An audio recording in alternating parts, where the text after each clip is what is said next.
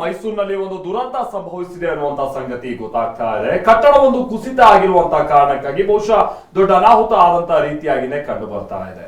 ಏನಾಗಿದೆ ಏನು ಎತ್ತ ಅನ್ನುವಂತ ಡೀಟೇಲ್ಸ್ ಇನ್ನಷ್ಟೇ ತಿಳಿಸಬೇಕಾಗಿರುವಂತದ್ದು. ಒಟ್ಟಲ್ಲಿ ಮೈಸೂರಿನಲ್ಲಿ ಈ ರೀತಿಯಾದಂತದ್ದು ಒಂದು ಘಟನೆ ಆಗಿದೆ ಅನ್ನುವಂತ ಸಂಗತಿ ತಿಳಿದು ಬರ್ತಾ ಇದೆ.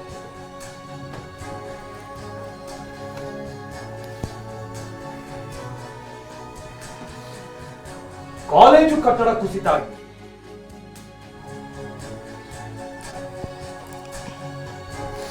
ಮೈಸೂರಿನಲ್ಲಿ ಕಾಮಗಾರಿ ವೇಳೆ ಕಾಲೇಜು ಕಟ್ಟಡ ಕುಸಿತಗೊಂಡಂತಹ ಘಟನೆ. ಕಟ್ಟಡದ ಅವಶೇಷಗಳ ಅಡಿ ಓರ್ವ ಕಾರ್ಮಿಕ ಸಿಲುಕಿಕೊಂಡಿದ್ದಾರೆ. ಕಾಮಗಾರಿ ವೇಳೆ ಕಿಟಕಿ ತೆಗೆಯುವಾಗ ಕಟ್ಟಡ ಕುಸಿತಗೊಂಡಿದೆ. ಮೈಸೂರಿನಲ್ಲಿ ಕಾಮಗಾರಿ ಸಂದರ್ಭದಲ್ಲಿ ಆದಂತಹ ಎಡವಟ್ಟಿದು. ಈಗ ಓರ್ವ ಕಾರ್ಮಿಕ ಅವಶೇಷಗಳ ಅಡಿ ಸಿಲುಕಿಕೊಂಡಿದ್ದಾರೆ ಅನ್ನುವಂತಹ ಮಾಹಿತಿ ಸದ್ಯ ಸಿಗ್ತಾ ಇದೆ. ಕಾಮಗಾರಿ ವೇಳೆ ಕಿಟಕಿ ತೆಗೆಯುವಂತಹ ಸಂದರ್ಭದಲ್ಲಿ ಆದಂತಹ ಅವಘಡ ಇದು. ಸದ್ಯ ಕಾರ್ಮಿಕನ ಪರಿಸ್ಥಿತಿ ಯಾವ ರೀತಿ ಇದೆ, ಆತನನ್ನ ಹೊರತೆಗೆಯುವಂತಹ ಕೆಲಸಗಳು ಕೂಡ ಆಗ್ತಾ ಇದೆ, ನೋಡ್ತಾ ಇದ್ದೀರಿ. ಮೈಸೂರಿನಲ್ಲಿ ಆಗಿರುವಂತಹ ದುರ್ಘಟನೆ ಇದು. ಕಾಮಗಾರಿ ಸಂದರ್ಭದಲ್ಲಿ ಆಗಿರುವಂತಹ ದುರ್ಘಟನೆ.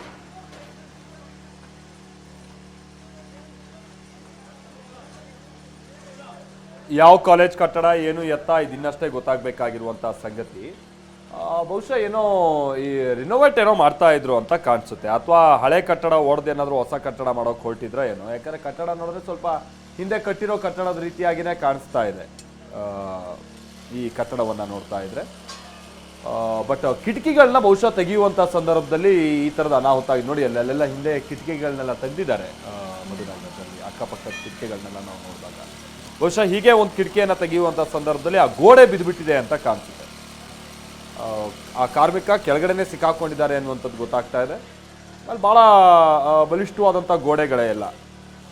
ಹಾಗಾಗಿ ಅಲ್ಲಿ ಬಿದ್ದಿರುವಂಥ ಗೋಡೆನೂ ಕೂಡ ಭಾಳ ದೊಡ್ಡ ಪ್ರಮಾಣದಲ್ಲೇ ಆತನಿಗೆ ಸಮಸ್ಯೆ ತಂದಿಟ್ಟಿರಬಹುದು ಅಂತ ಕಾಣಿಸುತ್ತೆ. ಇನ್ನಿತರ ಕಾರ್ಮಿಕರು ಆ ಗೋಡೆಯ ಅವಶೇಷಗಳನ್ನು ತೆರವು ಮಾಡುವಂಥ ಪ್ರಯತ್ನದಲ್ಲಿದ್ದಾರೆ. ಆ ಕಾರ್ಮಿಕ ಇನ್ನು ಒಳಗಡೆನೆ ಸಿಕ್ಕಾಕೊಂಡಿದ್ದಾರೆ ಅನ್ನುವಂಥದ್ದು ಗೊತ್ತಾಗ್ತಿದೆ. ಮಾರಾಣಿಸ್ ಕಾಲೇಜ್ನಲ್ಲಿ ಆಗಿರೋ ಘಟನೆ ಇದು. ಮೈಸೂರಿನ ಮಾರಾಣಿಸ್ ಕಾಲೇಜ್ನಲ್ಲಿ ಆಗಿರುವಂಥ ಘಟನೆ ಇದು. ಬಟ್ ಬಹುಶಃ ನಾನು ಈಗ ತಾನೇ ಹೇಳಿದಾಗೆ ಒಂದೋ ರಿನೋವೇಟ್ ಮಾಡ್ತಾ ಇದ್ರು ಅಂತ ಕಾಣಿಸುತ್ತೆ, ಇಲ್ಲ ಅಂತಾರೆ ಕಂಪ್ಲೀಟ್ ಆಗಿ ನೆಲಸಮ ಮಾಡಿದಿ. ಈ ಹಳೆ ಕಟ್ಟಡಗಳನ್ನೆಲ್ಲ ನೆಲಸಮ ಮಾಡೋ ಅಷ್ಟೊತ್ತಿಗೆ ಅದರಲ್ಲಿರೋ ಈ ಕಿಟಕಿಗಳು ಮತ್ತು ಕಬ್ಬಿಣದ ಏನಾದರೂ ವಸ್ತುಗಳಿದ್ರೆ ಅದನ್ನೆಲ್ಲ ಹೊರತೆಗೆಯುವಂಥದ್ದು ಕೆಲಸಗಳು ಮೊದಲಿಗೆ ಮಾಡ್ಕೊಳ್ತಾರೆ. ಇಲ್ಲೂ ಹಾಗೆ ಮಾಡುವಂಥ ಸಂದರ್ಭದಲ್ಲಿ ಈ ರೀತಿಯಾದಂಥದ್ದು ಅನಾಹುತ ಆಗಿದೆ ಅಂತ ಕಾಣಿಸುತ್ತೆ. ಭಾಳ ಶಿಥಿಲಾವಸ್ಥೆಯಲ್ಲಿದ್ದಂಥ ಗೋಡೆ ರೀತಿಯಾಗಿಯೂ ಕೂಡ ಕಂಡು ಬರ್ತಾ ಇದೆ. ಯಾಕೆ ಮುಂಜಾಗ್ರತಾ ಕ್ರಮಗಳನ್ನು ಸರಿಯಾಗಿ ತೆಗೆದುಕೊಂಡಿರಲಿಲ್ವಾ, ಮತ್ತೊಂದು ಈ ಥರದ 10 ಪ್ರಶ್ನೆಗಳು ಉದ್ಭವ ಆಗುತ್ತೆ. ಜೊತೆಗೆ ಈಗ ಮೇಯ್ನ್ ಆಗಿ ಆ ಕಾರ್ಮಿಕರನ್ನು ಭಾಳ ಸುರಕ್ಷಿತವಾಗಿ ಹೊರತೆಗೆಯುವಂಥ ಪ್ರಯತ್ನ ಆಗಬೇಕಾಗಿದೆ. ಆ ಪ್ರಯತ್ನದಲ್ಲಿ ಈಗ ಅಲ್ಲಿ ಸಿಬ್ಬಂದಿ ಇರುವಂಥದ್ದು ಗೊತ್ತಾಗ್ತಾ ಇದೆ.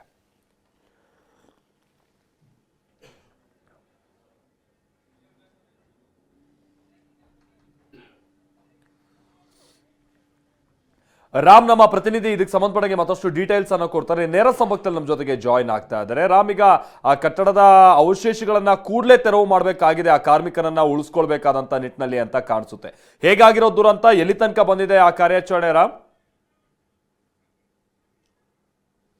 ಮಲ್ತೇಶ್, ಮೈಸೂರಿನ JLB ರಸ್ತೆಯಲ್ಲಿರುವಂತಹ ಮಾರ್ನಿಸ್ ಕಾಲೇಜಿನ ಕಟ್ಟಡ ಕಾಮಗಾರಿ ವೇಳೆ ಕಾರ್ಮಿಕರ ಮೇಲೆ ಕಟ್ಟಡ ಕುಸಿದು ಕೆಳಗೆ ಸಿಲುಕಿರುವಂತಹ ಘಟನೆ ನಡೆದಿದೆ. ನಾವೀಗ ಅದೇ ಸ್ಥಳದಲ್ಲಿದ್ದೇವೆ. ನೀವು ನೋಡ್ತಾ ಇರಬಹುದು, ಮೈಸೂರಿನ ಮಹಾರಾಣೀಸ್ ಕಾಲೇಜ್ ಏನಿದೆ JLB ರಸ್ತೆಯಲ್ಲಿದೆ.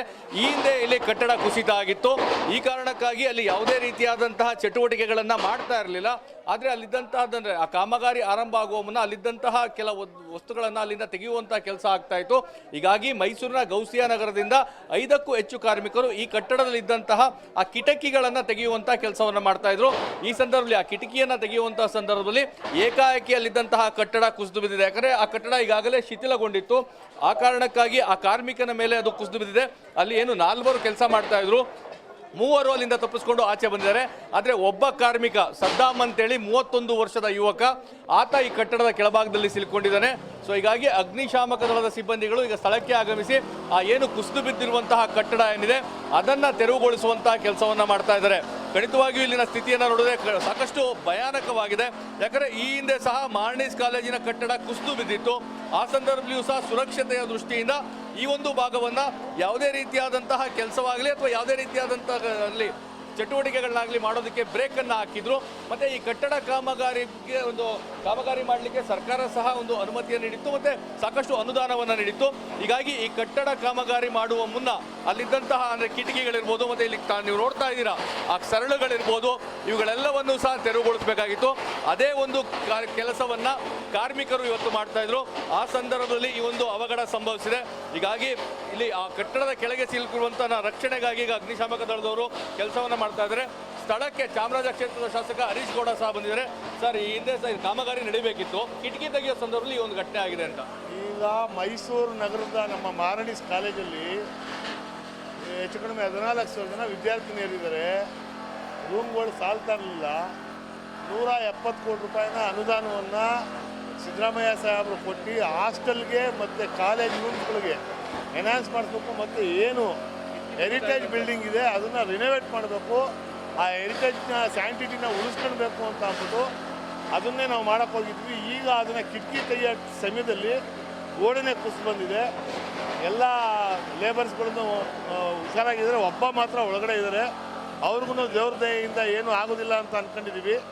ಈಗಾಗಲೇ ಫೈರ್ ಬ್ರಿಗೇಡ್ ಅವರು ಮತ್ತು ಪೊಲೀಸ್ನವರು ಎಲ್ಲರೂ ಬಂದು ಎಲ್ಲ ಥರದ ಸಹಕಾರವನ್ನು ಕೊಡ್ತಾ ಇದ್ದಾರೆ. ಒಳಗಡೆ ಇರೋನು ಜೀವಂತವಾಗಿ ಬರಲಿ ಅಂತ ಅಂದ್ಬಿಟ್ಟು ದೇವ್ರ ಹತ್ರ ಕೇಳ್ಕೊಂಡು. ಇದು ಶಾಸಕರ ಮಾತು. ಪ್ರತ್ಯಕ್ಷದರ್ಶಿ ಈಗ ನಮ್ಮ ಜೊತೆಗಿದ್ದಾರೆ. ಸರ್, ಎಷ್ಟು ಜನ ಕೆಲಸ ಮಾಡ್ತಾ ಇದ್ದಾರೆ, ಏನಾಗಿದ್ದು ಅಂತ?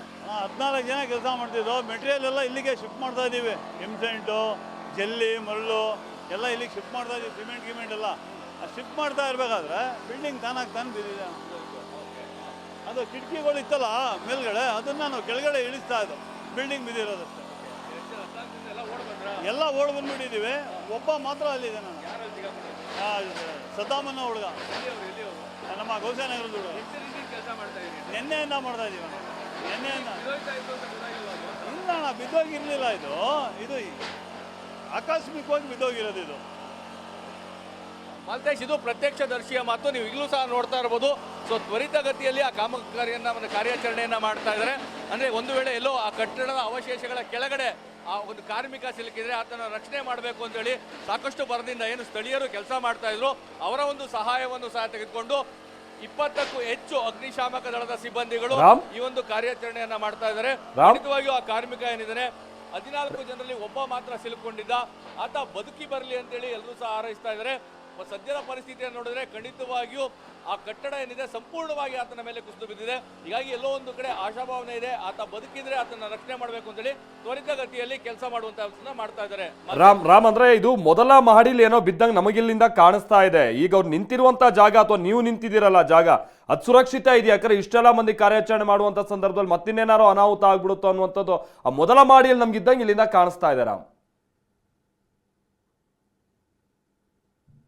ಖಂಡಿತವಾಗಿ ತಾವು ಹೇಳ್ತಾ ಇರೋದು ನಿಜ. ಯಾಕಂದ್ರೆ ಇಲ್ಲಿಂದ ಆ ಒಂದು ಭಾಗದ ಸಂಪೂರ್ಣವಾದಂತಹ ಚಿತ್ರಣವನ್ನ ನೀವು ನೋಡ್ಬೋದು.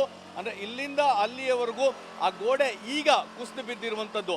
ಅಂದ್ರೆ ಈ ಹಿಂದೆ ಮೈಸೂರಿನ ಮಹಾರಾಣೀಸ್ ಕಾಲೇಜು ಏನಿದೊಂದು ಪಾರಂಪರಿಕ ಕಟ್ಟಡ ಹೇಳ್ತಾರೆ, ಸಾಕಷ್ಟು ಶಿಥಿಲಗೊಂಡಿತ್ತು.